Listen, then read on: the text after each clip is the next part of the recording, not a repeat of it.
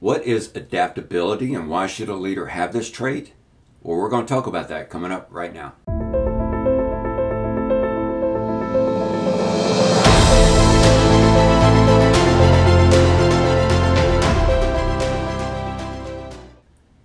Welcome everyone, Michael Finley here with another episode of Leadership Roll Call, where we give you tips, suggestions, and recommendations on how you can become a more effective leader. Our topic today is adaptability. Why is this trait so important for a leader to have it? The definition of adaptability is the quality of being able to adjust to new conditions. Well, we know what that means, but how does that translate into our industry or into our leadership abilities? Well, regardless of what industry you're in, change is inevitable. It is going to happen. Look at Kodak or Blockbuster. These companies were at the top of their industry, and almost overnight, that industry changed.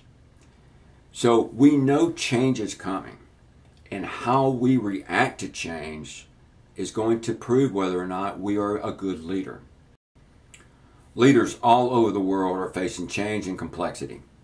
There's new cultures, new industries, new ideas, new products out there, and leaders have to adapt to that change in order to be successful. According to one study, the most frequently cited success factor for North American managers was the ability to adapt. Conversely, for North American managers, the ones that failed to adapt was the ones that show that their career was derailed. So as a manager, as a leader, we need to be able to adapt to change. Adaptable leadership is being ready for change. Now, you may have a strategic plan to reach your goals. That's fine. That's what we should do. But the path on how we get there should not be set in stone. We need to be flexible enough to adjust to situations as they arise, and they will arise. When change does happen, and it will, the leader needs to be a role model in how they adapt to that change. If they refuse to change or they treat change negatively, everybody else is going to believe that that's the way they should react, and they're going to have the same attitude, and nothing's going to happen. A leader's mindset needs to be like a sports football coach. Now, a coach can have a game plan before the big game. And as the game goes on, they realize that what they planned for, what they planned the other team to do, the team is doing something different. So their game plan is not working. Well, the coach can stomp on the sidelines and get angry and throw his clipboard and all those things, but they're going to end up losing if he doesn't change. So successful coaches are the ones that change their game plan during the game. During a halftime, they go in and say, all right, before we were doing that, now we're going to do this. They adjust to the situation at hand. That's the kind of mentality we need to have as a leader. We need to have a game plan going in. But when things change, instead of getting angry or frustrated, we need to immediately be able to adjust to the situation. So how do we prepare for this change? The first thing we need to do is to think outside the box.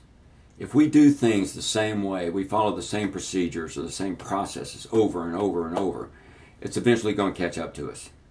So we need to constantly look at how we do things and see if there's a better way to do things. Now, sometimes there's not, but we need to constantly look at to see if there's a better way of doing things. We also want to encourage our employees to do the same.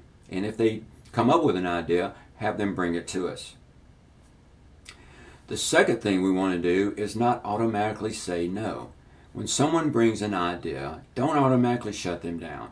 Listen to what they have to say. There may be a better way of doing things.